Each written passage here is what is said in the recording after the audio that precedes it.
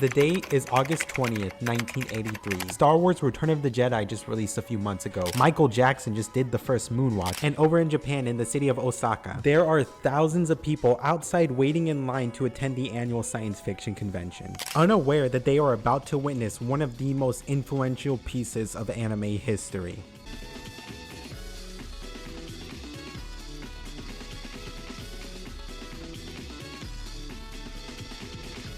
Anime can be defined by many different characteristics and traits, but a few of them, such as the bunny girls, jiggle physics, and its shift into otaku culture, can almost be pinpointed to this exact date. Daicon is commonly referred to Daicon 3 and Daicon 4, two fan-made animations still considered today as one of the founding pillars of what would become the worldwide phenomenon of anime culture, with a large part of its reputation coming from the 7 science fiction fans who created this animation, one of them notably being Hideaki Anno, who went on to help create the anime of Evangelion. And all 7 of them would go on to found Studio Gainax, who went on to create some of the most popular animes of all time, such as Evangelion, Fooly Cooly, Gurren Lagann, and so many more of them, with much of their success being as a result of these 90-second fan-made animations all the way back in 1983. Daicon was made by the 7 as a fan-made animation, essentially as a love letter to science fiction culture of the 1980s. Being just a few minutes long, it was filled with tons of references to many of the popular franchises of the 1980s. Things such as Star Wars, Transformers, even Godzilla. All of these references being completely unlicensed and without any permission to the creators of those series, as they never expected this to be any more than just a simple animation they made for fun. The first animation actually being Daicon 3, as it was held at the 3rd annual Daicon festival. And this one was primarily animated by Hideaki Anno, Hiroyuki Yamaga, and Tamaki Akai. It centers around this young schoolgirl who is approached by the Science Patrol, which is actually from Ultraman,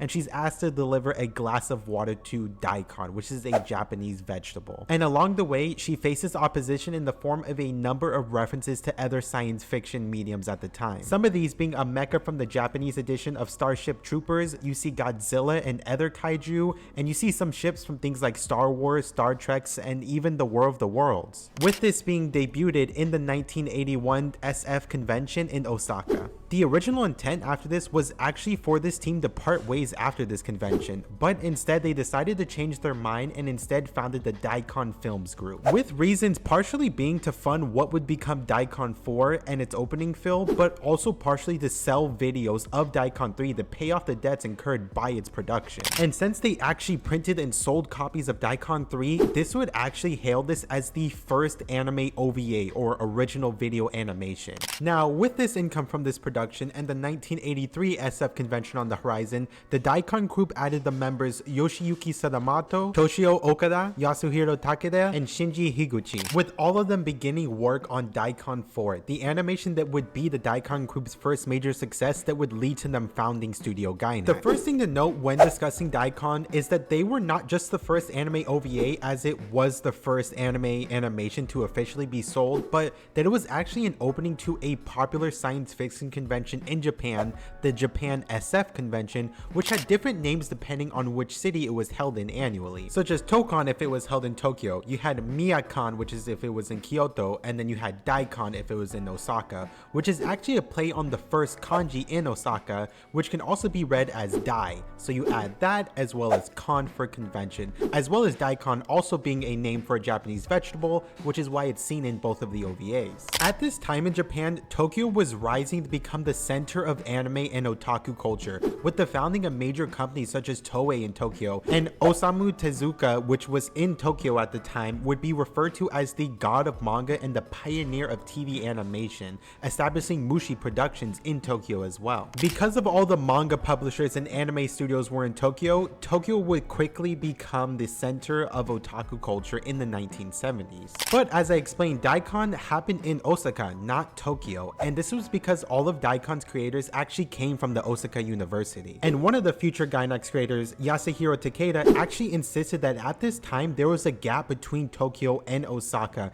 and explained that he and the other members of the Daicon group actually made Daicon 3 in part to spite the Tokyo fans. In a 2002 interview, he actually stated that at the time they did not like Tokyo fans and they did not like the fan group association at the time, going on to say how people living in Tokyo at the time would always brag about how they lived closer to writers, publishers, and other people in the industry, noting how every Tokyo fan they bumped into at the time just thought that they were better than everybody else. So they made the original Daicon 3 animation to show that even without this access to these writers and publishers in the area, Osaka would be able to create a great animation. And they were able to do just that, as Daicon 3 went on to sell more than 3,000 copies, which is a huge number for the time, with Daicon 4 being released in 1983 and it being an even more smash hit success. Daicon 4 was once again created as the introduction of the annual Daicon convention, a welcoming to all of the science fictions and anime fans in Japan at the time. And originally it was supposed to be 15 minutes long, but due to a very difficult production, it was cut down to just only a few minutes. With the revenue generated from Daicon 3, the creators were at least able to afford a dedicated studio to create Daicon 4 in, although it was a very small building in what was owned by a textile union, and even one of the creators, Takeda, even defined it as a literal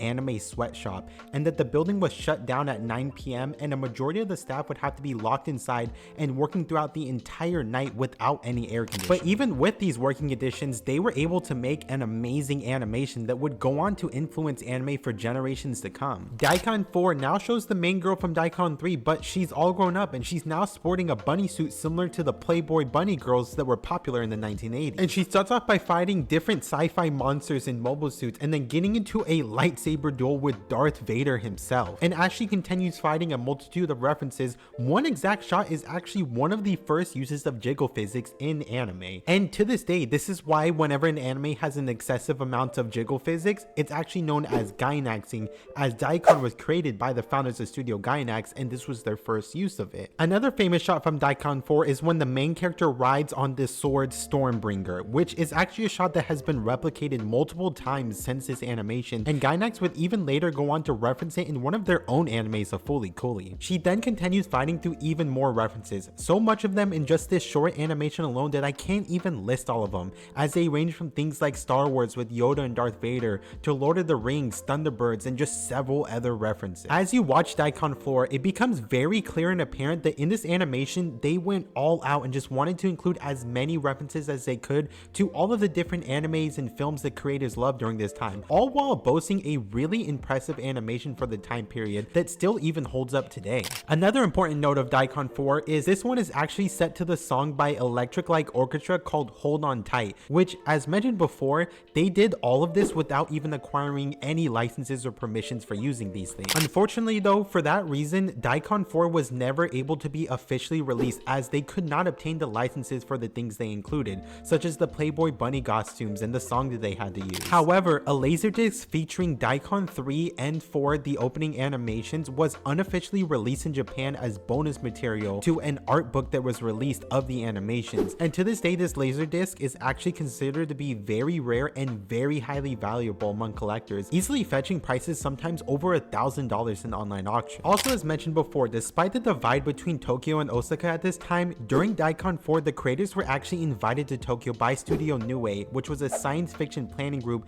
that had taken notice of the great quality of Daicon 3's opening animation, and they were able to introduce them to Artland, which led these creators to join the staff of the TV animation of Super Dimension Fortress Macross, which was a really popular anime at the time. And their activities in Tokyo would become the stepping stone to their later professional careers, taking them from the Daicon film group to actually establishing Studio Gainax. And as Studio Gainax grew in popularity over the years, they went from this small group of fans that were just adding Star Wars into the animation without any license rights to some of the anime animators now actually being able to work on an officially licensed Star Wars short. A pretty awesome just full circle moment for these animators. And Daicon 3 and Daicon 4 would go on to influence several generations of anime to come, with things such as their references and their amazing anime production quality of the time. And to this day, it really is one of the founding pillars of what would become otaku and anime culture. And if you're interested in watching this, look in the description because I'll be leaving a link there for you to watch both Daicon 3 and 4. And as we end this story, I just wanted to thank each and every one of you who was able to get this far in the video, and I definitely hope that you were able to enjoy it. If you thought this story was interesting, I would highly recommend that you subscribe and leave a like on the video, as the next video I'm making is actually going to be the story of Studio Gainax. It's going to follow right directly after this. So if you're interested in hearing what happens next to Studio Gainax and how they ended up actually becoming bankrupt, I would definitely recommend subscribing so you can be notified when that comes out. But while you're waiting, you can click the video that's on the screen right now to watch some of my other videos. But I hope that you were able to enjoy this video, and definitely thank each and every one of you for watching.